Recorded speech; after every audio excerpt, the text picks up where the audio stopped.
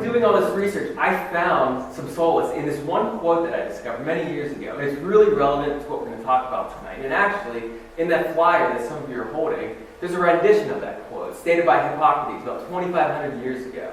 And he said something profound. He said, "Let food be thy medicine, and medicine be thy food."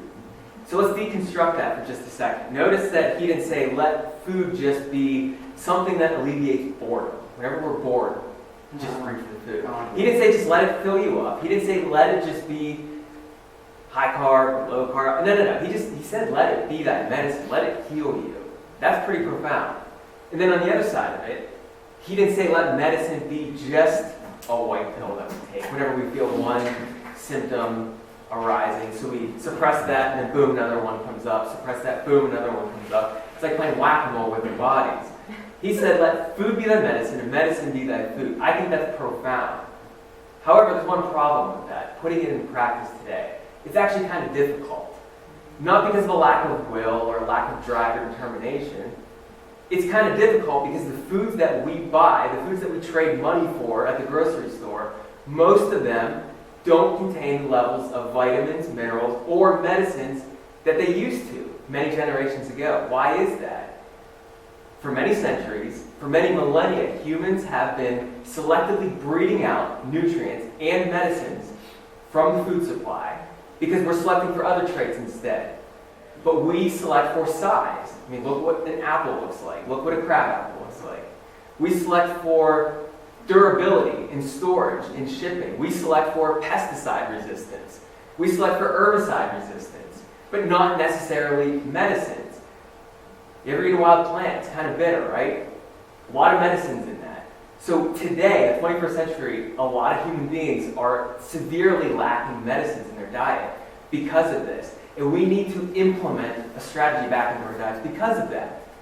And it's more important today, actually, than ever before. I mean, if you go back a couple generations, let's go back in the 1400s in Pennsylvania.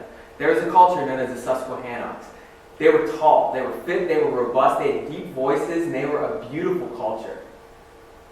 They had access to clean water, they had access to fertile land, they had access to clean air, yet they still implemented medicinal plants into their diet. They knew the value of medicines. Today, fast forward many generations, the water is not as clean as it used to be. The air is not as clean as it used to be. The land is not as fertile as it used to be. The food's not as clean as it used to be. Whenever you're buying conventional strawberries at the grocery store, you're not just buying strawberries. You're buying strawberries plus 50 synthetic chemicals sprayed on them.